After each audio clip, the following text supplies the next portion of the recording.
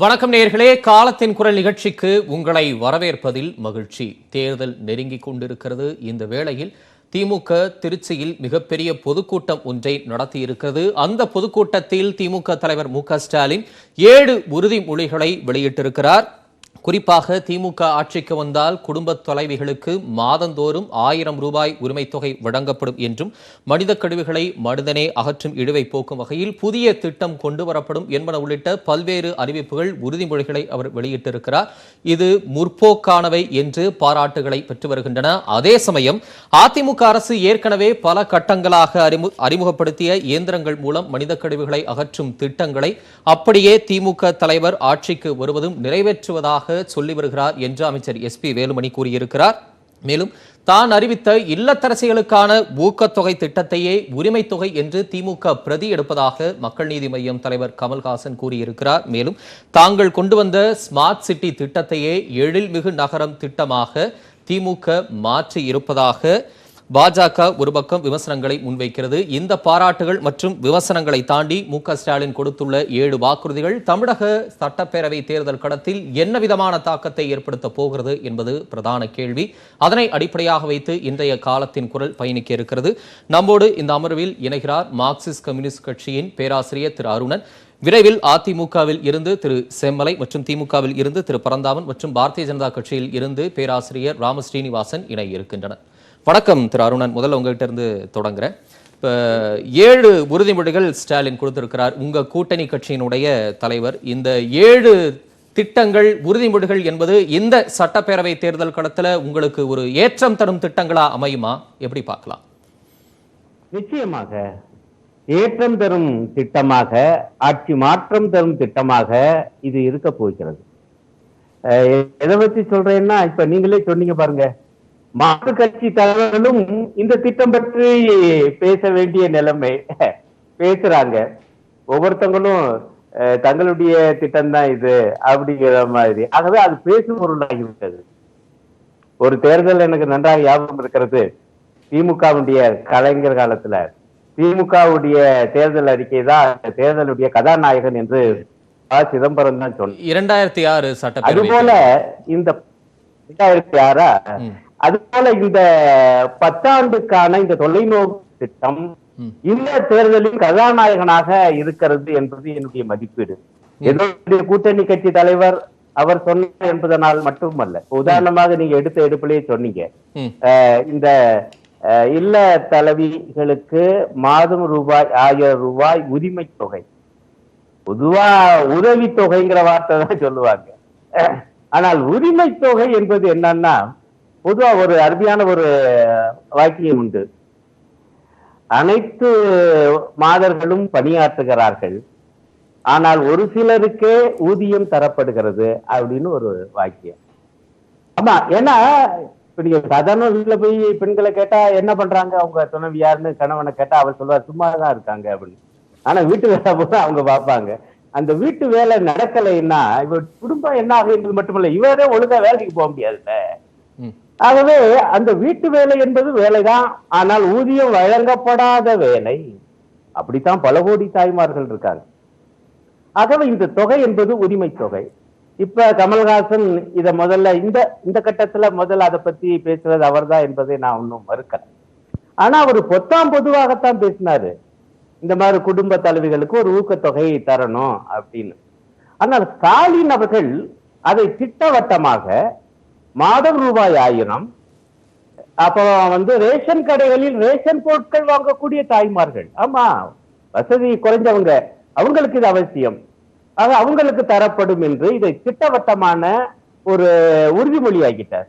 இல்ல, இந்த உறுதிமொழிகள் நிறைய பேர் சந்தேகங்களை முன்வைக்கிறாங்கல்ல. இந்த உறுதிமொழி மட்டுமல்லாது பல மனித கழிவுகளை மனிதனே அகற்றும், அந்த இழிவை போக்கும் பல்வேறு நவீன திட்டங்கள், தமிழகத்தை முன்னெடுப்பதற்கான பல திட்டங்களை ஸ்டாலின் அறிவிக்கிறார். மகிழ்ச்சி. ஆனா இதற்கான சாத்தியத்தை பத்தி நிறைய பேர் கேள்வி எழுப்புறாங்க. இப்ப உரிமை தொகையை பத்தி நீங்க ரொம்ப சிலாகிச்சு பேசுறீங்க, பலருமே சொல்றாங்க மாதம் 1000 ரூபாய் 2 கோடி 8 ரேஷன் அட்டை குடும்பதாரர்களுக்கு கொடுத்தா வருஷம் 30,000 கோடிக்கு மேல செலவாகும்.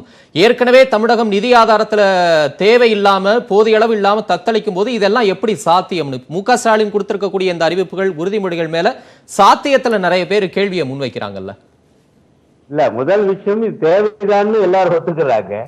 சாத்தியப்பாடு பற்றி இப்பதான் கேள்வி எழுப்புறாங்க. இப்ப கமல் இந்த விஷயத்தை ஆரம்பிச்ச போது யாராவது சாத்தியப்பாடு பத்தி பேசுறாங்களா? ஏன் பேசல? அப்ப புரியுதுங்களா வித்தியாசம்? அவர் சொல்றதை யாரும் சீரியஸா எடுத்துக்கல.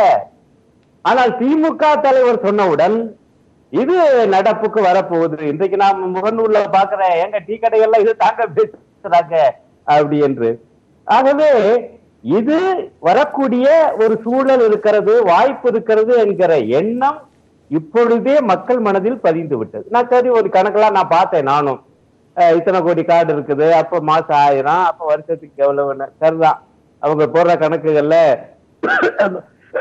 30,000 கோடி ரூபாய் என்னமோ ஒருத்தர் கணக்கு போட்டு சொல்றாரு.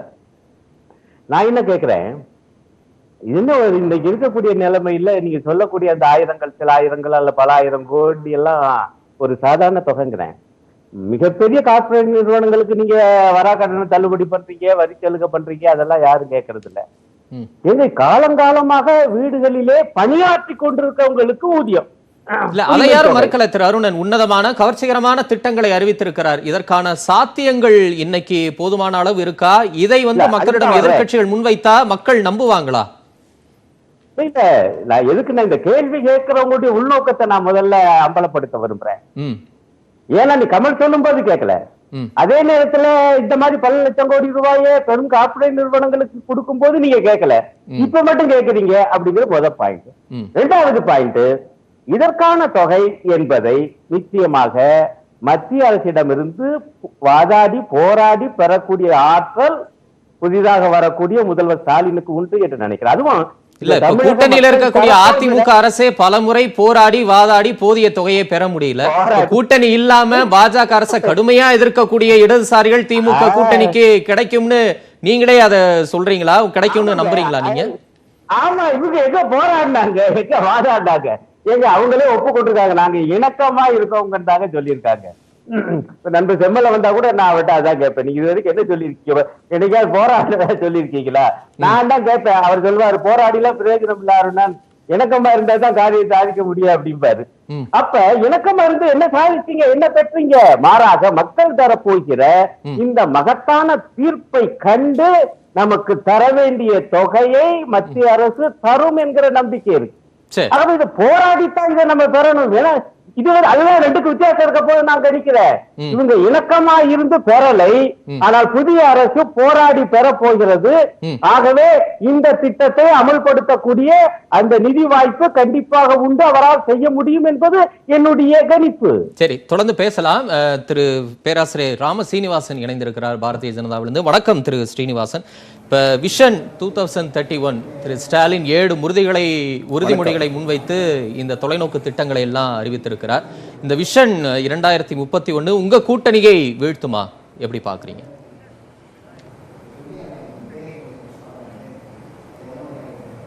இது என்ன விஷன்? இதுல என்ன இருக்கு? நான் இலவசம் தர்றேன், அது தர்றேன், வீடு தர்றேன், அது சொல்றேன்றது இட்ஸ் நாட் விஷன். விஷன்னு சொல்றது தம்பி இதை மைக்காடு போன் கீழே வந்துருச்சு, அதை விஷன் அப்படிங்கிறது இன்ஃப்ராஸ்ட்ரக்சர், உள்கட்டுமானம். நீங்க அடுத்த 5 ஆண்டுகள்ல தமிழ்நாடு இன்னைக்கு எவ்வளவு மின் உற்பத்தி செய்கிறது, அடுத்த 5 ஆண்டுகளுக்குள்ள நாம என்ன மின் உற்பத்தி செய்வோம், இப்போது எவ்வளவு உயர்கல்வி பள்ளி கல்வி இருக்கின்றது, அடுத்த 5 ஆண்டுகள்ல நம்மளுடைய ஜெனரல் என்ரோல்மெண்ட் ரேஷியோ எவ்வளவு கூடும், இப்போ சாலை வசதிகள் தமிழகத்துல எவ்வளவு இருக்கிறது, அடுத்த 5 ஆண்டுகள்ல எத்தனை கிலோமீட்டர் புதிய சாலைகள் புதிய ரயில் பாதைகள் கூட மத்திய அரசை வலியுறுத்தி கொண்டு வருவோம். இதெல்லாம் சேர்ந்ததுதான் சார் ஒரு விஷன் டாக்குமெண்ட்ங்கிறது. அதுதான் சார், நான் ரேஷன் கடைக்கு ரேஷன் கார்டுக்கு 1000 ரூபாய் தருவேன், நான் வீடு இலவச வீடு கட்டி தருவேன், ஜல் ஜீவன் தண்ணி தருவேன், இதெல்லாம் ஏற்கனவே எங்கள் பிரதமர் நரேந்திர மோடி அவர்கள் செய்து கொண்டிருப்பதானே. இல்ல, ரொம்ப அதை சாதாரணமா நீங்க பாக்குறீங்களா? ஒரு 7 துறைகளை பிரித்து பொருளாதாரம், வேளாண்மை, நீர்வளம், கல்வி, சுகாதாரம், நகர்ப்புற வளர்ச்சி, ஊரக உட்கட்டமைப்பு, சமூக நீதின்னு பிரிச்சு அதுல துறை சார்ந்த வல்லுநர்கள் பேசி அவங்களோட கலந்து ஆலோசிச்சு ஒரு பெரிய விஷயங்களை தேர்தல் அறிக்கைக்கு முன்பா உறுதிமொழிகள்னு ஒரு நீண்ட நேரம் ஒரு பெரிய உரையாற்றி இருக்கிறார். இது விஷன் அப்படின்னு நீங்க நம்பலையா? வெறும் வாக்குறுதிகள், ரொம்ப இலவசங்கள் கொடுக்கிறது, அந்த அளவுல தான் நீங்க பாக்குறீங்களா?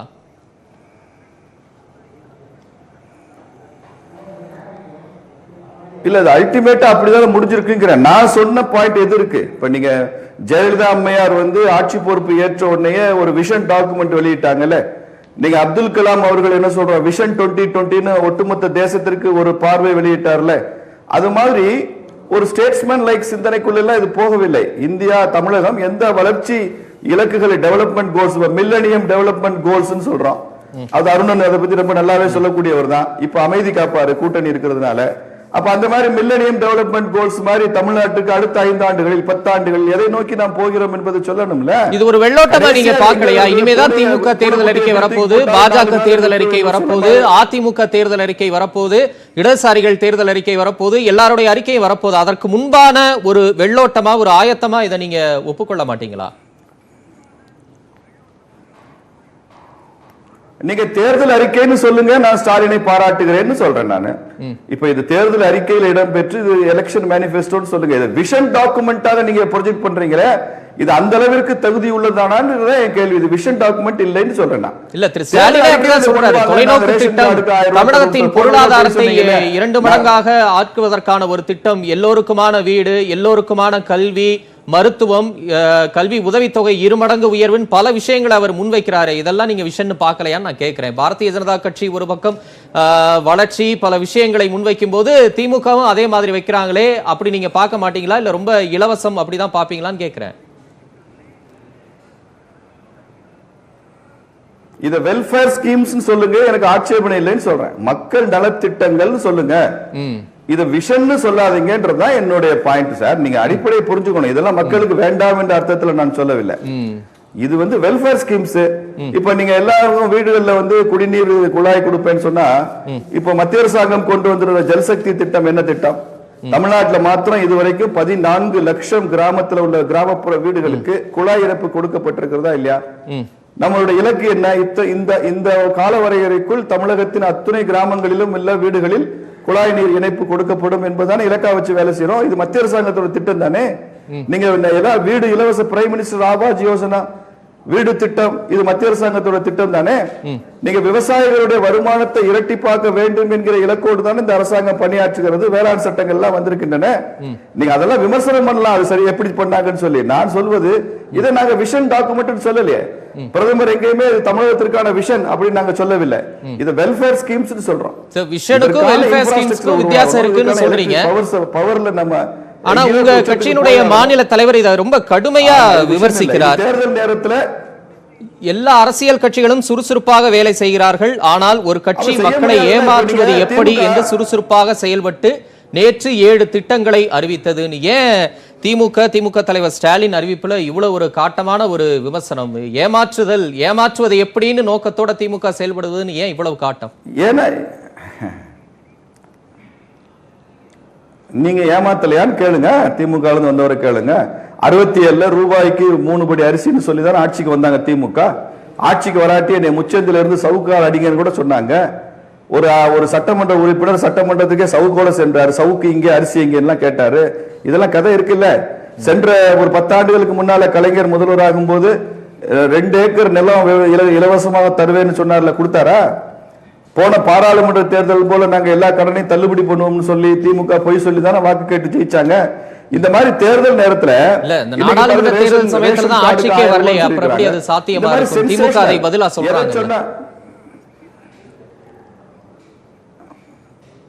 இல்ல அது எப்படி சாத்தியம்? நீங்க அதெல்லாம் எப்படி சாத்தியம்? நீங்க சாத்தியப்படுத்தி இருக்கிறது தமிழ்நாடு அரசாங்கம் தானே பண்ணிருக்கிறாங்க. அதனால அவர் சொல்றதோட சரிங்க, சென்சேஷனலா சொல்லி மக்களை ஏமாற்றுகிறார்கள் என்பதனாலதான் எங்கள் மாநில தலைவர் இதை கடுமையாக கண்டிச்சிருக்கிறார். நீங்க திமுக வரலாறு தொடர்ச்சியாக நீங்கள் பாத்தீங்கன்னா இது மாதிரி சென்சேஷனலா ஏதாவது பேசி ஏமாத்துறதுனால தான் அவங்க தொடர்ந்து செய்து கொண்டிருக்கிறாங்க. அதை இந்த தேர்தலையும் செய்யறாங்க. விஷன் டாக்குமெண்ட் என்பது திமுக வெளியிட்டிருக்க வேண்டும் என்றால் ஒரு வருஷம் 2 வருஷத்துக்கு முன்னாலே விஷன் டாக்குமெண்ட் வெளியிட்டிருக்கலாம். இப்ப இது தேர்தல் அறிக்கை. இது தேர்தல் அறிக்கையில நீங்க வெல்ஃபேர் ஸ்கீம் சொல்லியிருக்கிறீங்க, அது ஓட்டு வாங்குறதுக்காக சில விஷயங்களை கவர்ச்சியா சொல்லிருக்கீங்களே தவிர இது தேர்தல் முடிஞ்ச உடனே நீங்களும் தோக்க போறீங்க, இது கன்வீனியன்ட்டா நீங்க மறந்துட போறீங்க. அந்த கோபம் எங்களுக்கு இருக்கிறது, அந்த தார்மீக கோபம் பிஜேபிக்கு இருக்கிறது. சரி, தொடர்ந்து பேசலாம். திரு அருணன் ஏதோ குறுக்கிட விரும்புறீங்க, சுருக்கமா திரு பரந்தாமன் கருத்து. நம்முடைய நண்பர் சீனிவாசன் எடுத்த எடுப்புலயே எப்பூரா என்ன வரா இலவச திட்டங்கள் அப்படின்னு ஒரு மாதிரி கேலி துணியில ஆரம்பிச்சாரு. நான் அவருக்கு நினைவுபடுத்துவேன், மத்திய நிதி அமைச்சர் நிர்மலா சீதாராமன் அவர்கள் பீகார் தேர்தலுக்கு போய் இந்த கொரோனா தடுப்பூசியை இலவசமா தருவோம் என்று, அது கடமை, அரசு செய்ய வேண்டிய கடமை. அதையே ஒரு தேர்தல் உறுதிமொழி போல கொடுத்தாங்க என்பதை நான் அவருக்கு நினைவுபடுத்துறேன்.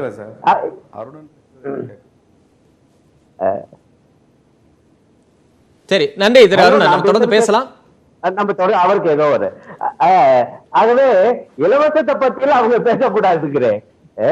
இந்த மாதிரி தடுப்பூசி போடுறதையே நாங்க இலவசமா தருவோம் என சொல்லி ஓட்டு கேட்டவங்க அவங்க என்பது ஒண்ணு. ரெண்டாவது, அவர் இன்னொரு அடிப்படையான ஒரு விஷயத்தை சொல்றாரு. இதெல்லாம் நலத்திட்டங்கள் தாங்க. இதுல விஷன் டாக்குமெண்ட், ஒரு தீர்க்க தரிசன பார்வை கொண்ட ஒரு ஆவணம் என சொல்ல முடியாது அப்படின்னு அவர் ஒரு கருத்து வைக்கிறார். நான் அவர் அதை பூரா படிச்சாரா இல்லையான்னு தெரியல அந்த ஏழையும். நான் அவருக்கு சொல்லுவேன், அதுல அது ஒரு விஷன் இருக்கு, ஒரு தரிசனம் இருக்கு, 10 ஆண்டு திட்டம் இது. அதுல பாருங்க, எனக்கு உண்மையிலேயே ரொம்ப பிடிச்சிருக்கு. தொடர்ந்து பேசலாம் தருணன். திரு பரந்தாமன் கிட்ட முதற்கட்ட கருத்து இன்னும் வாங்கல, நான் அவர்கிட்ட வாங்கிட்டு நான் அடுத்த சுற்றுல அவர்கிட்ட விளக்கங்களை வாங்கிக்கிறேன். நீங்க சொல்லக்கூடிய விஷயங்களை சொல்லும் போது அவர் முற்றிலும் அதை மறுக்கிறார். வெல்ஃபேர் ஸ்கீம்ஸ் வேணா சொல்லுங்க, விஷன்லாம் சொல்லாதீங்க, அந்த அளவுக்கான ஒரு டெப்த் இல்லங்கிற. நான் வரேன் திரு அருண். திரு பரந்தாமன், திரு ஸ்டாலின் திமுக வெளியிட்டிருக்கக்கூடிய இந்த 7 உறுதிமொழிகளை கடுமையா விமர்சித்து பேசியிருக்கிறார் பாஜக தமிழக தலைவர் எல் முருகன். திரு ஸ்ரீனிவாசனும் அதை விமர்சித்து பேசியிருக்கிறார். தமிழக மக்களை ஏமாற்ற 7 திட்டங்களை ஸ்டாலின் அறிவித்திருக்கிறார் அப்படிங்கிறதான் பாஜகவுடைய குற்றச்சாட்டு. அப்படிதான் பார்க்கணுமா? இல்லை, அவங்க எதிர்கட்சிகள் குற்றச்சாட்டு சொல்லதான் செய்வாங்க. அதை அரசியல் காரணத்துக்காக வர்ணங்கள் பூசி பேசுவாங்க, அதை நம்ம புறந்தள்ளணும். ஆனால் அதே சமயத்தில் சொல்லக்கூடிய கருத்துக்களோ அந்த திட்டங்களோ மக்களுக்கு பயனளிக்கக்கூடியதா அல்லது எந்த அளவுக்கு தாக்கத்தை ஏற்படுத்தக்கூடியதா என்பதை பொறுத்து தான் இந்த விவாதமே அமைஞ்சிருக்கு. நேற்றுக்கு எங்களுடைய தலைவர் திருச்சியில் பேசிய அந்த பேச்சு மிகப்பெரிய ஒரு தாக்கத்தை மட்டுமல்ல, இருக்கிற எதிர்க்கட்சிகளுக்கு ஒரு பதட்டத்தை ஏற்படுத்தி இருக்கிற காரணத்தினால தான் இந்த அளவுக்கு இவங்க அங்கலாய்த்துக்கிறாங்க. இதெல்லாம் பொய், இது விஷயம் இல்லை, இது வெல்ஃபேரு, இதெல்லாம் பொய் வாக்குறுதி, அப்படி இப்படின்னு அவங்க வாய்க்கு வந்த மாதிரிலாம் பேசுகிறாங்க. அதாவது பாரதிய ஜனதா கட்சி தோற்றுவிக்க காலகட்டத்துக்கு முன்னாடியே 100 ஆண்டுகள் வரலாறு கொண்ட ஒரு இயக்கம் திராவிட முன்னேற்றக் கழகம். திராவிட இயக்கத்தினுடைய நீட்சியாக தான் திராவிட முன்னேற்றக் கழகம் இருக்கிறது. நேற்றைக்கு தொடங்கிய அரசியல் கட்சி நாளைக்கு நடக்கக்கூடிய தேர்தலில் களத்தில் பணியாற்றுவதற்காக வாக்குறுதியை கொடுக்கக்கூடிய ஒரு கட்சிகள் அல்ல. 5 முறை ஆண்ட ஒரு கட்சி. ஆனால் சொன்னதை செய்வோம், செய்வதை சொல்வோம், செஞ்சு காட்டி proven party and proven government. ஒரே ஒரு விஷயம், விஷன் இல்லைன்னு சொல்றாங்க. நான் பார்க்கறது இவங்களுக்கு பார்வையில் கோளாறு, இவங்களுக்கு பார்வையே இல்லை. அதனால தான் விஷன் இல்லைன்னு எங்களுடைய கூற்றுகளை இவங்க குறை சொல்றாங்க. பொருளாதாரம், வேளாண்மை, நீர்வளம், கல்வி மற்றும் சுகாதாரம், நகர்ப்புற வளர்ச்சி, ஊரக கட்டமைப்பு, சமூக நீதி, இந்த 7 மையப்புள்ளியாக வைத்து அதன் கீழ் விவரித்து சொல்கிறார். ஒவ்வொன்றுத்தையும் பொருளாதாரத்தில் எப்படி நம்ம மேம்படுத்த போகிறோம், வேளாண்மையினுடைய விவசாயத்தை எப்படி நம்ம பெருக்க போகிறோம், நீர்வள ஆதாரத்தை பெருக்கி ஒரு தனிநபருக்கு குடிநீர் எவ்வளோ தூரத்துக்கு நம்ம கொடுக்க போகிறோம், கல்வி மற்றும் சுகாதாரத்தை கிராமப்புறங்கள் அளவுக்கு எப்படி கொண்டு செல்ல போகிறோம், நகர்ப்புற வளர்ச்சி, ஊரக கட்டமைப்பு, சமூக நீதி, இதையெல்லாம் ஒவ்வொரு தலைப்பின் கீழே விவரிக்கிறாங்க. இல்ல, இதுலதான் 2 அடிப்படையான சந்தேகங்களை முன்வைக்கிறாங்க. ஒண்ணு என்னன்னா, இதெல்லாம் ரொம்ப கவர்ச்சிகரமான அறிவிப்புகள். எது கவர்ச்சிகரம்? சாத்தியமே கிடையாது. எது கவர்ச்சிகரம்? இவ்வளவு மனிதனுடைய கழிவுகளை மனிதனே அகற்றுகிற முறையை மாற்றப்பட வேண்டும் என்பது கவர்ச்சிகரமான திட்டமா? காப்பிங்கிறாங்க. அத நான் சொல்லல. 1000 ரூபாய் உரிமை தொகை, இது வேலுமணி சொல்றாரு, இது காப்பி அடிக்கிறீங்க. கமலஹாசன் இந்த 1000 ரூபாய் உரிமை தொகை அவர் ஊக்கத்தொகைன்னு சொன்னாரு, அதை காப்பி அடிக்கிறீங்கிறாங்க. பாஜக தலைவர் எல்முருகனும் ஸ்மார்ட் சிட்டி திட்டத்தை தான் எழில்மிகு நகரம்னு நீங்க காப்பி அடிக்கிறீங்கன்னு இந்த மாதிரி ஒரு பார்வை முன்வைக்கப்படுது. 2 அடிப்படையான விமர்சனம் தான். ஒண்ணு, இதெல்லாம் சாத்தியம் இல்லை அப்படிங்கிறது. ரெண்டாவது, இவ்வளவு நாள ஆட்சியில இருந்த திமுக இந்த திட்டங்களை முன்வைக்காம அவங்க சொல்றாங்க. ஆமா, அவங்க சொல்றாங்க. அது உங்க மேல வைக்கக்கூடிய விமர்சனம். இவ்வளவு நாளா இருந்த திமுக செய்யாம இப்ப இவ்வளவு பெரிய ஒரு விஷனை முன்வைக்கிறாங்கன்னா அப்ப இவ்வளவு நாள் என்ன பண்ணாங்க அப்படிங்கிறது 2 அடிப்படையான. இவங்களுக்கு அடிப்படையே அரசியல் புரிதல் இல்லைன்னு தான் சொல்ல முடியும். இவ்வளவு நாள் செய்யாத திமுக ஏன் இதை பேசுதுன்னு சொல்றாங்க. எந்த உச்சபட்ச கட்சியினுடைய தலைவராக இருந்தாலும் அவருக்கு அடிப்படை அரசியல் ஞானம் இல்லைன்னு தான் நான் வெளிப்படையாக சொல்லுவேன். காரணம் என்னன்னா, 10 ஆண்டு காலம் மாநிலத்தில் யார் ஆட்சியில் இருக்கா? ஒரு முறைக்கு 2 முறை மத்தியில் ஆட்சி யார் தொடர்ந்து இருக்கிறா? திமுகவை இப்போ ஆட்சியில் இருக்கு. எதிர்கட்சியாக இருக்கக்கூடிய திமுக இன்றைக்கு ஆட்சி அரசாங்கம் வரக்கூடிய அந்த தருவாயில் தேர்தல் நேரங்களில் நாங்கள் வந்தால் என்ன செய்ய போகிறோன்னு சொல்லக்கூடிய ஒரு கட்சியாக இருக்கும்போது, இவ்வளவு காலம் சொல்லாமல் இப்போ ஏன் சொல்கிறீங்கன்னு கேட்கக்கூடிய பாஜகவும் சரி அதிமுகவும் சேர்த்து சொல்கிறேன். ஜெய் விகாஸ் அப்படின்னு வந்தாங்க. யார்? பாரதிய ஜனதா. எப்போது? 2014. விகாஸ் என்றால் வளர்ச்சி. இந்தியாவில் என்ன வளர்ந்துருக்கு இன்னைக்கு? எது தனிநபர் வருமானம் வளர்ந்திருக்கிறதா? வேலைவாய்ப்பு பிரச்சனைகள் எல்லாம் தீர்ந்திருக்கிறதா? சுதந்திர இந்தியாவில் எந்த அளவுக்கும் இல்லாத அளவுக்கு வேலையின்மையினுடைய விழுக்காடு அதிகமாக இருக்கிறது மோடியுடைய அரசாங்கத்தில். எத்தனையோ பொதுத்துறைகள் எல்லாம் இன்றைக்கு தனியார் வசமாக்கப்படுகிறது. எது வளர்ச்சி பாரதிய ஜனதாவுடைய ஆட்சியில்? இன்றைக்கு அதிமுகவினுடைய அமைச்சர் வேலுமணி சொல்லுகிறார் என்று சொல்ல திரு கமலஹாசன் சொன்ன விஷயங்கள் சொல்லிட்டு, சார் படி அரிசி ₹1 பேரறிஞர் அண்ணா அவர்கள் 1967 கொடுத்துட்டாரு. பாஜக சீனிவாசன் தோழர் சீனிவாசன் தவறான கருத்துக்களை சொல்றார். யாரோ சாட்டையோட சட்டமன்றத்துக்கு போனாருனாங்களே, எந்த வாக்குறுதியை திமுக சொன்னதை இதுவரைக்கும் செய்யவில்லை. படியரிசி ₹1 என்று அறிஞர் அண்ணா சொன்னார், செய்து காட்டினார். ₹2 கிலோ அரிசி என்று கலைஞர் சொன்னார். ₹2 கிலோ அரிசியை கொடுத்தது மட்டுமல்லாமல் ₹1 1 கிலோ அரிசி என்று சொன்னார், கொடுத்தார். இதை சொல்லுகிற பொழுது அப்பொழுது இருந்த அம்மையார் ஜெயலலிதா கூட இது சாத்தியமே என்று பேசிய ஜெயலலிதா தான் விழுப்புரத்தில் தன்னுடைய கூற்றை மாற்றிக்கொண்டு நான் இலவசமாக அரிசியை தருகிறேன் என்று சொல்ல முடிந்தது. ஜெயலலிதாவால் சொல்ல முடிந்தது. திமுக ஒரு நிமிஷம் சார், ஒரு நிமிஷம் ஒன்னு தயவு செய்து, கைரிச்சாவை ஒழிச்ச கட்சி ஆட்சி திமுக. மனிதனை கொண்டே மனிதனை இழுக்கக்கூடிய ஒரு அவலம் தமிழ்நாட்டில் இருந்தது. இதையெல்லாம் புரட்சிகரமான திட்டம். தனியார்களிடத்தில் இருந்த பேருந்துகளை நாட்டுடைமையாக்கியது திமுக. குடிசையில் வாழ்கிறவர்களுக்கு அடுக்குமாடி குடியிருப்புகளை வீட்டு வசதி வாரியம் என்று கொண்டு வந்தது திமுக. அதெல்லாம் சரி, நிதி ஆதாரத்தை நான் கேட்கிறேன். காப்பிங்கிறது ஒரு ₹1000 உரிமை தொகை கொடுக்கறீங்கன்னா, இப்ப ஏற்கனவே தமிழகம் 5.7 லட்சம் கோடி கடன்ல இருக்கு. அதை எப்படி நீங்க சாத்தியப்படுத்த திட்டம் எப்படி சாத்தியப்படுத்த முடியும்? அதாவது ஒரு விஷயத்தை நல்லா புரிஞ்சுங்க.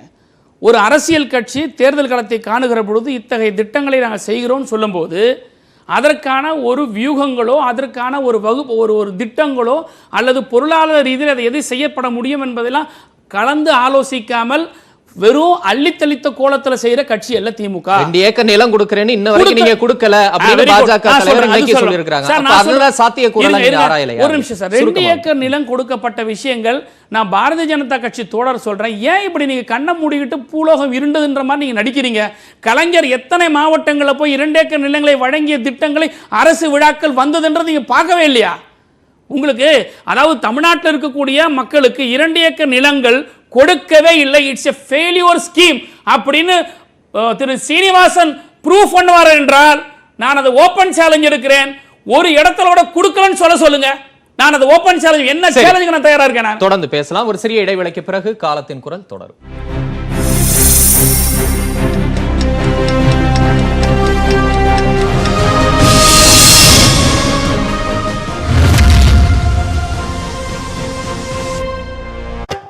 குஷியோ குஷி விருந்து பட பரபரப்பு அரசியல் நிகழ்வுகள், பேச்சு, பேட்டி, அறிக்கை நாள்தோறும் இரவு 9 மணிக்கு.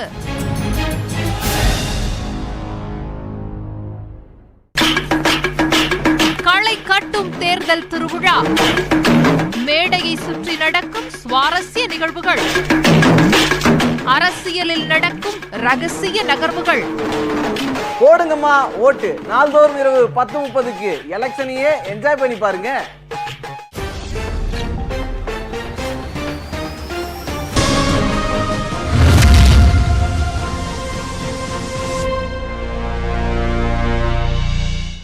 காலத்தின் குரல் தொடர்கிறது. திரு ஸ்ரீனிவாசன், ஆளுங்கட்சியான எதிர்முகாம் உங்களுக்கு ஒரு அச்சத்தை கொடுத்திருக்கிறது, இந்த தொலைநோக்கு, இந்த விஷன் அப்படிங்கிறது. அதனாலதான் இது சாத்தியம் இல்லை என்பதும் ஏமாற்று அப்படின்னு சொல்லுவதற்கு காரணமும் அதுதான் அப்படின்னு திரு பரந்தாமன் சொல்றார். அதுதான் காரணமா? ஒரு அச்சத்தை ஏற்படுத்தி இருக்கா உங்களுக்கு?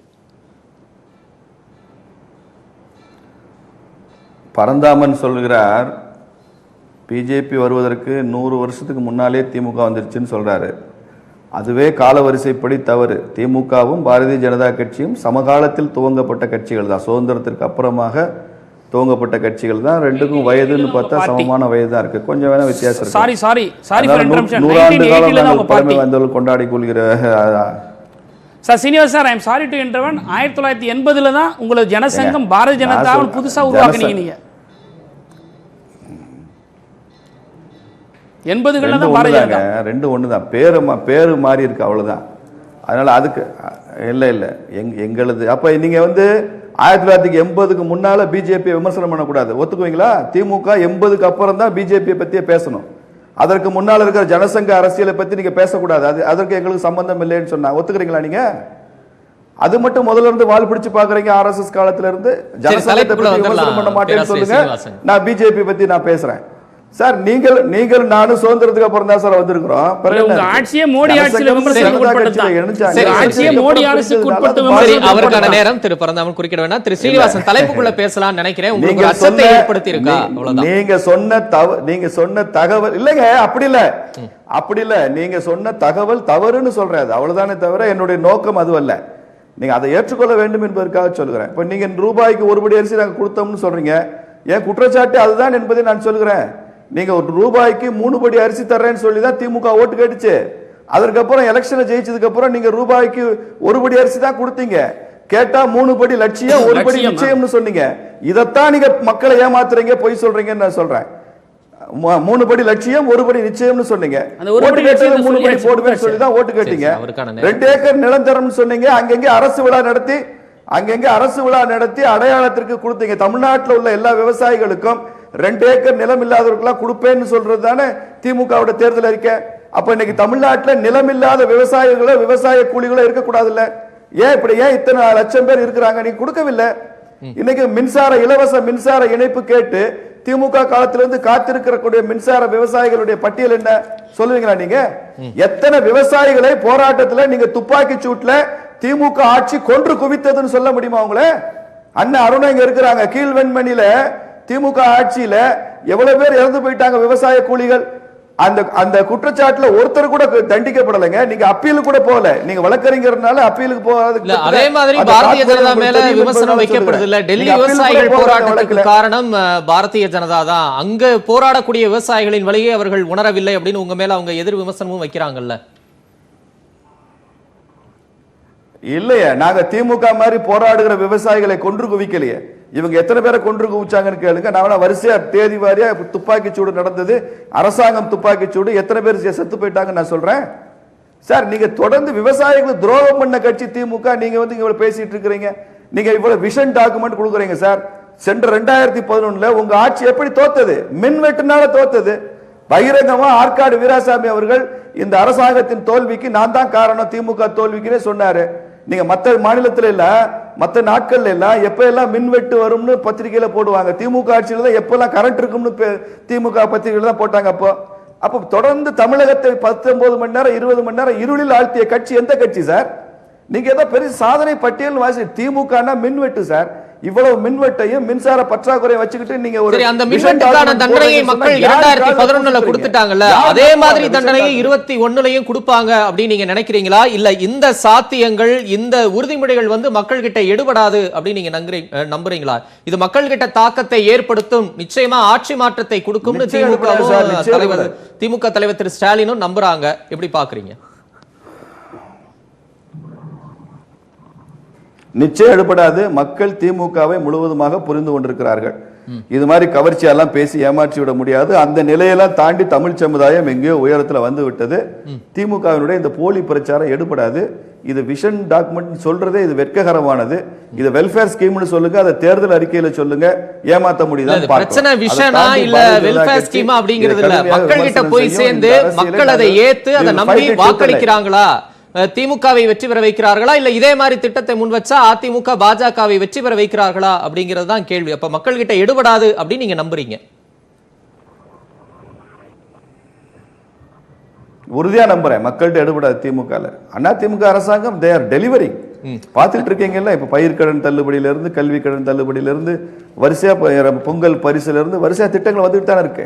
ஸ்டாலின் சொல்றது தானே எடப்பாடி செய்யறாருன்னு மறுபடியும் அவரை கொச்சப்படுத்துறாங்க. நான் என்ன சொல்றேன், ஸ்டாலின் சொல்கிறார், ஐயா எடப்பாடி அவர்கள் செய்கிறார். அதனால சொல்லுகிற எதிர்கட்சி தலைவரை விட செய்கிற முதலமைச்சரை மக்கள் நம்புவாங்க. சரி, திரு அருணன் எப்படி பாக்குறது? எதிர்கட்சிகள் தொடர்ந்து பொய்யான குற்றச்சாட்டுகளை முன்வைக்கிறாங்க, அந்த வரிசையில தான் இதையும் நம்பணும். திரு ஸ்டாலின் சொல்கிறார், திரு எடப்பாடி செய்கிறார். மக்கள் இந்த திட்டங்களை இந்த விஷனை நம்ப மாட்டாங்க அப்படின்னு உறுதியா நம்பிக்கையை வெளிப்படுத்துறார். இல்ல, இந்த உறுதிமொழிகளை நிறைவேற்றாதது பற்றி அண்ணா ஆட்சி காலத்திலிருந்து வந்துகிட்டு இருக்காரு நம்முடைய பாஜக நண்பர். அவர் கூட்டு வச்சிருக்கிறது அண்ணா திராவிட முன்னேற்ற கழகங்கிறதையே மறந்துட்டாரு. ஆகவே அண்ணா ஆட்சி பற்றி அவருடைய விமர்சனத்தை நான் அதிமுகவுக்கு சமர்ப்பிக்கிறேன். அவங்க இல்லாம போயிட்டாங்க. திரு செம்மலை அவர்களால வர முடியல. அதான் சொல்ல வரேன். இதுதான் அவங்களுக்கு பதில் சொல்லுவாங்க. பாருங்க, உங்க கூட்டணி கட்சி அண்ணா மீது எவ்வளவு மரியாதை வச்சிருக்கு. அன்றைய நிலைமை என்ன ஏதுன்னு தெரியாம அவர் எத்தகைய முயற்சி பண்ணாரு. அவர் ஆரம்பிச்ச இந்த ரூபாய்க்கு ஒரு படியறிக்கை திட்டம் தான். இருக்க பாருங்க, இருங்க நான் வரிசையா வர்றேன். ஏன்னா நீங்க பேசும்போது நான் தலையிடல. ஏன்னா நீங்க பக்குவமா பேசக்கூடியவர் தான். மாற்று கருத்து என்றாலும் நான் அதை மதிக்கிறவன். அதனாலதான் நானும் தலையிடல. நீங்களும் கொஞ்சம் தலையிடாம இருந்தா ரொம்ப கொஞ்சம் இதா பேசிக்கிறோம். என்ன மோசம் போச்சு, அவங்க கருத்தை சொல்றோம். ஆகவே நீங்க அண்ணா அந்த ரூபாய்க்கு படியரிசி என்கிற அந்த முதல் விஷயம் தாங்க பிற்காலத்தில் வந்த பல வெல்ஃபேர் ஸ்கீம்ங்கிற வார்த்தையை சொல்றாருல்ல, அந்த மக்கள் நல திட்டங்களுக்கு துவக்க விழா நடத்தியது பேரறிஞர் அண்ணாவினுடைய ஆட்சி. இது அதையே கொச்சப்படுத்துறாரு. ரொம்ப வேதனையா இருக்கு. அது அதிமுக காரங்க தான் அதுக்கு பதில் சொல்லணும். ஒண்ணு. ரெண்டாவது, திமுக ஆட்சியில சொன்ன வாக்குறுதிகளை எது நிறைவேற்றப்பட்டுச்சுங்கிறது திமுக நண்பர் சொல்ல முடியும். அப்புறம் நிறைவேற்றாத பத்தி அவர் சிலது சொல்றாரு. நான் என்ன அவரை கேட்கிறேன், கொடுத்த வாக்குறுதிகளை நிறைவேற்றாதது பற்றி பாஜக காரங்க பேசலாமா? பழைய கதையெல்லாம் இதுக்கு. இப்ப மோடி என்ன சொல்லி ஆட்சிக்கு வந்தாரு? வெளிநாட்டுல இருக்க கருப்பு பணத்தை பூரா கைப்பற்றி ஒவ்வொருத்தருடைய வங்கி கணக்கு. திரு அருணன், நம்ம தொடர்ந்து பேசலாம். முதலமைச்சர் எடப்பாடி பழனிசாமி தற்போது செய்தியாளர்களிடம் பேசி வருகிறார். நேரலையில் பார்க்கலாம்.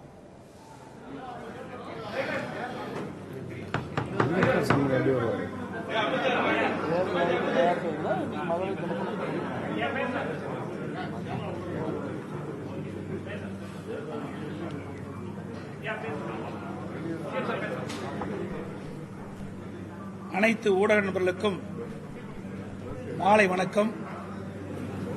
மாண்புமிகு தேசிய புரட்சித் தலைவி அம்மா அவர்களை வணங்கி இன்றைய தினம் உலக மகளிர் தினம். உலக மகளிர் தினத்தை ஒட்டி அனைத்து மகளிருக்கும் எங்களுடைய நல்வாழ்த்துக்களை முதலில் தெரிவித்துக் கொள்கின்றேன். அனைத்து இந்திய அண்ணா திராவிட முன்னேற்ற கழக தேர்தல் அறிக்கை விரைவில் வெளியிடப்படும். அதில் பல்வேறு திட்டங்கள் மக்களுடைய மனம் நிறைவு பெறுகின்ற விதத்தில் அறிவிப்புகள் இடம்பெறும். அதில் உலக மகளிர் தினத்தை ஒட்டி இன்றைய தினம் மகளுடைய நலனுக்காக குடும்பத்திற்கு ஆண்டொன்றுக்கு 6 சமையல் எரிவாயு கேஸ் சிலிண்டர் விலையில்லாமல் வழங்கப்படும். சமூகத்தில் பொருளாதார சமநிலை ஏற்படுத்தும் விதமாக குடும்பத்திற்கு மாதந்தோறும் 1500 ரூபாய் குடும்ப தலைவிடம் வழங்கப்படும் என்பதை மகிழ்ச்சியுடன் தெரிவித்துக் கொள்கிறேன். மேலும் பல அறிவிப்புகள் விரைவிலே அனைத்து இந்திய அண்ணா திராவிட முன்னேற்ற கழக தேர்தல் அறிக்கையில் இடம்பெறும் என்பதை தெரிவித்துக் கொள்கிறேன். விரைவில் வெளியிடப்படும். எல்லாமே விரைவில் வெளியிடப்படும். ஊடகத்திலும் பத்திரிகையிலும் விறுவிறுப்பான செய்தி வருவதற்காக நீங்கள் வெளியிட்டுக் கொண்டிருக்கின்றீர்கள். அப்படி எதுவும் இல்லை. எல்லாமே நடைபெற்றுக் கொண்டிருக்கின்றன. விரைவில் அது நிறைவு பெறும். ஒவ்வொரு குடும்பத்திற்கும் உள்ள மகளிருக்கு 1000 ரூபாய் கொடுக்கப்படும் ஸ்டாலின் அறிவிச்சிருக்கிறார். அந்த அறிவிப்பு எப்படி பாக்குறீங்க? நான் சொல்லியிருக்கேன்ல, ஒவ்வொரு குடும்பத்திற்கும் மாதந்தோறும் 1500 ரூபாய் வழங்கப்படும் குடும்ப தலைவியிடம். இது தவறு. நாங்கள் ஏற்கனவே தேர்தல் அறிக்கை 10 தினங்களாக தயாரித்துக் கொண்டிருக்கின்றோம். இது எப்படியோ கசிந்து விடுகிறது. அந்த கசிந்ததை வைத்து அவர் நேற்றைய தினம் பொதுக்கூட்டத்தில் இதை அறிவித்திருக்கின்றார்.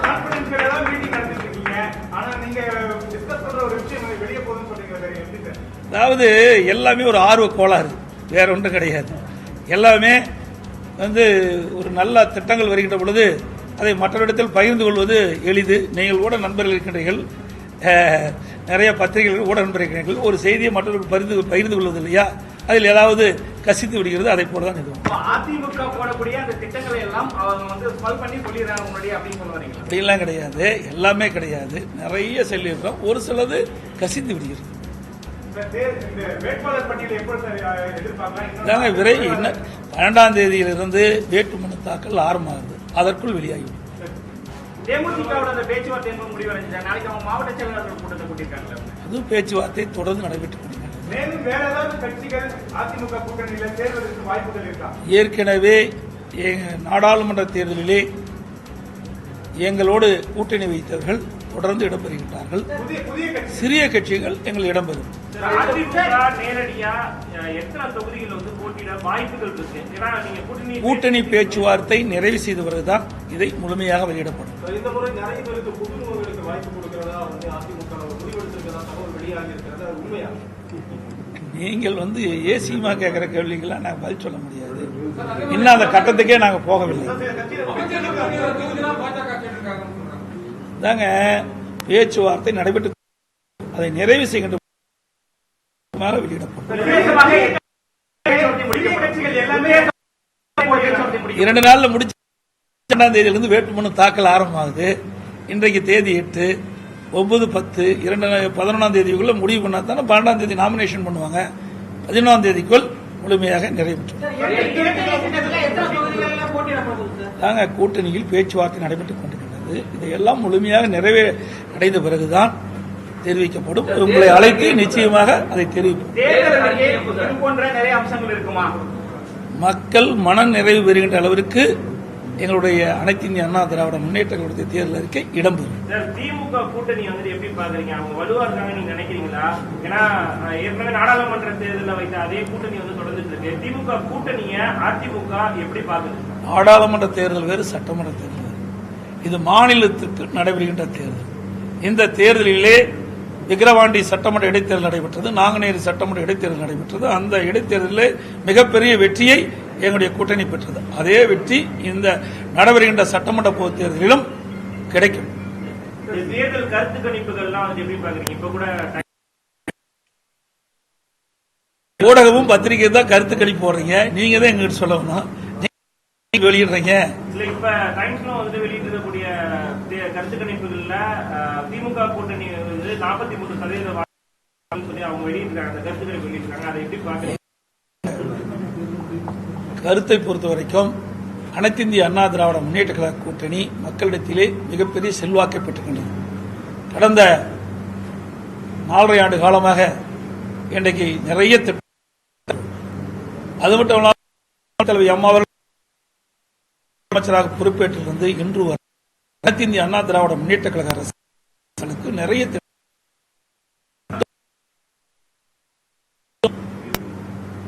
அப்படி பெற்றுக்கின்ற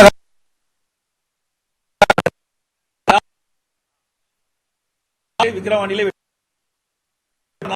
34 வாக்கு மக்கள் மீண்டும் திராவிட முன்னேற்ற கழக என்று எண்ணுகின்றார்கள். அனைத்து இந்திய அண்ணா திராவிட முன்னேற்ற அதனுடைய கூட்டணி தான் வேண்டும் என்று ஏற்கனவே எங்களுக்கு இந்த இடைத்தேர்தல் மூலமாக தெளிவுபடுத்திவிட்டார். உலக மகளிர் தினத்தை ஒட்டி இன்றைய தினம் மகளுடைய நலனுக்காக குடும்பத்திற்கு ஆண்டொன்றுக்கு 6 சமையல் எரிவாயு கேஸ் சிலிண்டர் விலையில்லாமல் வழங்கப்படும். சமூகத்தில் பொருளாதார சமநிலை ஏற்படுத்தும் விதமாக குடும்பத்திற்கு மாதந்தோறும் 1500 ரூபாய் குடும்ப தலைவிடம் வழங்கப்படும் என்பதை மகிழ்ச்சியுடன் தெரிவித்துக் கொள்கிறேன். முதலமைச்சர் எடப்பாடி பழனிசாமி செய்தியாளர்களை சந்தித்து 2 முக்கிய அறிவிப்புகளை வெளியிட்டிருக்கிறார். ஆண்டுக்கு 6 சமையல் எரிவாயு சிலிண்டர் இலவசமாக வழங்கப்படும் என்றும் குடும்ப தலைவிக்கு மாதந்தோறும் 1500 ரூபாய் உதவித்தொகை வழங்கப்படும் என்ற அறிவிப்பை வெளியிட்டிருக்கிறார். நாங்கள் தயாரித்த தேர்தல் அறிக்கை கசிந்து விட்டது என்றும் அவர் கூறியிருக்கிறார். தொடர்ந்து காலத்தின் குரலில் விருந்தினர்களின் கருத்துக்களை கேட்டறியலாம். ஒரு சிறிய இடைவேளைக்கு பிறகு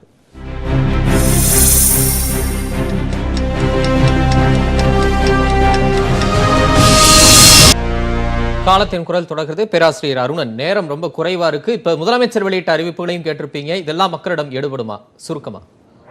இல்ல, இந்த குடும்ப தலைவிக்கு மாத ரூபாய் 1000 என்கிற ஸ்டாலின் அவர்களுடைய அறிவிப்பு அதிமுக வட்டாரத்தில் ஒரு பெரிய அதிர்வலையை ஏற்படுத்தி இருக்கிறது என்பதை முதலமைச்சருடைய இந்த அவசர அறிவிப்பு உணர்த்துகிறது. 1.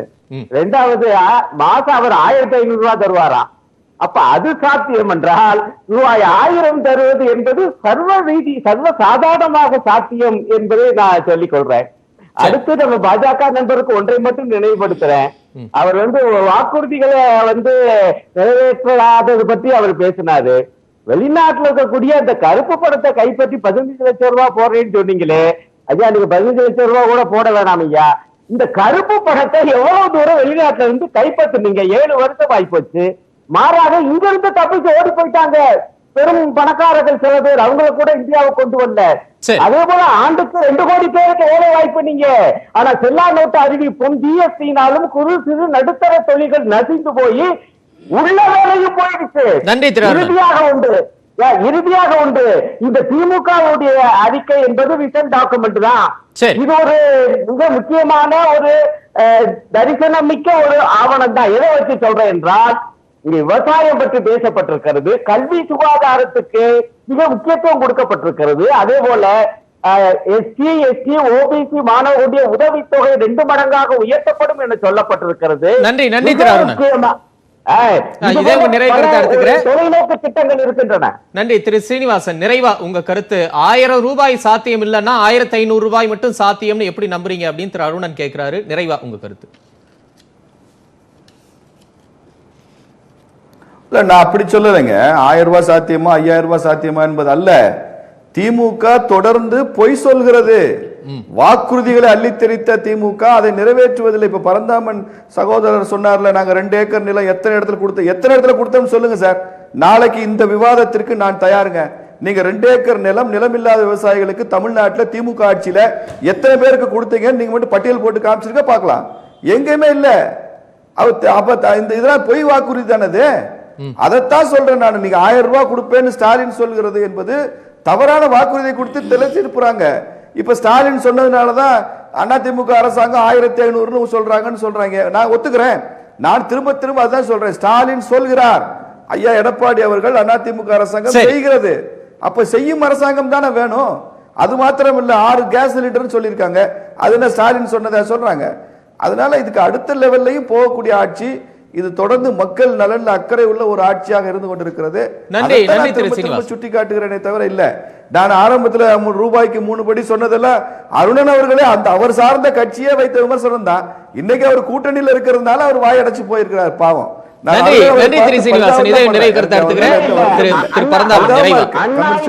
அண்ணாவினுடைய அந்த திட்டத்தை நாங்கள் வரவேற்றோம் அன்றைக்கு மார்க்சிஸ்ட் கம்யூனிஸ்ட் கட்சி என்பதை தயவு செய்து நினைவுபடுத்துங்க. நன்றி. எங்களுடைய விமர்சனம் வேறு சில விஷயங்களை பற்றி, இது அல்ல. நேரம் கிடக்கிறோம். ஒரு சின்ன வேண்டுகோள், செய்திக்கான நேரம். இல்ல, இப்ப மாண்புமிகு முதலமைச்சர் திரு பழனிசாமி அவர்கள் கசிந்தது என்று ஒப்புக்கொள்ளுகிற போது அவர் தலைமை எவ்வளவுக்கு பலகீனமா இருக்கிறது வெளியே பொது வெளியில ஒப்புக்கொண்டார். 1. 2வது, 6 சிலிண்டர் நான் தருகிறேன்னு சொல்லக்கூடிய முதலமைச்சர் அவர்கள் மாதம் ஏறுகிற அந்த சிலிண்டருடைய விலை மானியத்தை மாநில அரசு இவ்வளவு காலம் ஏன் சுமக்கலைங்கிறது தான் எங்களுடைய கேள்வி. இது திமுக கேட்கறதுக்கு என்ன உரிமை இருக்குன்னு கேட்டால், கலைஞருடைய ஆட்சியில் மத்திய அரசு சிலிண்டரோட விலையை 10 ரூபாய் உயர்த்தும் போது அந்த விலை உயர்வை மக்கள் கிட்ட கொடுக்க மாட்டேன், மாநில அரசு என்னுடைய அரசு அந்த மானியத்தை கொடுக்கும்னு சொல்லி செஞ்சார் கலைஞர். அதே மாதிரி பெட்ரோல் டீசல் விலை பொருட்கள் போது அந்த வரியை குறைச்சவர் கலைஞர். மாநில அரசுடைய வரியை குறைச்சிக்கிட்டார் மக்கள் கிட்ட போகக்கூடாதுன்றதுக்காக. ஆனால் இந்த அரசாங்கம் அந்த வரியை கூட குறைக்க முடியாதுன்னு சொல்லி அடம் பிடிக்கிறது. நீங்கள் 1500 ரூபாய் இல்லத்தரசிகள் கொடுக்குறீங்க, ஆனால் இடியை கொண்டு இல்லத்தரசி தலைகளை போடுவதை விட சிலிண்டரை கொண்டு தாக்கி கொண்டிருக்கிறது மாநில அரசும் மத்திய அரசும். இது தேர்தல் என்ன இலவசம்? எது சார்? இது தேர்தல் வாக்குறுதி சார். 10 ஆண்டு செய்கிற பழனிசாமியுடைய அரசாங்கம் சிலிண்டர் விலை மாதம் உயர்கிறது. 1 ரூபாய்க்கு கூட குறைப்பதற்கு துப்பில்லாத அல்லது திராணி இல்லாத அரசாங்கம் 6 சிலிண்டரை தருகிறது என்பது வெற்று வாக்குறுதி. தோல்வி பயம் வந்துவிட்டது பழனிசாமிக்கு. நன்றி. கருத்துக்களை பிரிந்த அனைவருக்கும். மக்கள் என்ன தீர்ப்பு எடுக்கிறாங்க அப்படின்னு விரைவில் பார்க்கலாம். கருத்துக்களை பகிர்ந்த விருந்தினர்கள் அனைவருக்கும் நன்றி. காலத்தின் குரல் நிறைவடைகிறது. உண்மை ஒலிக்கட்டும்.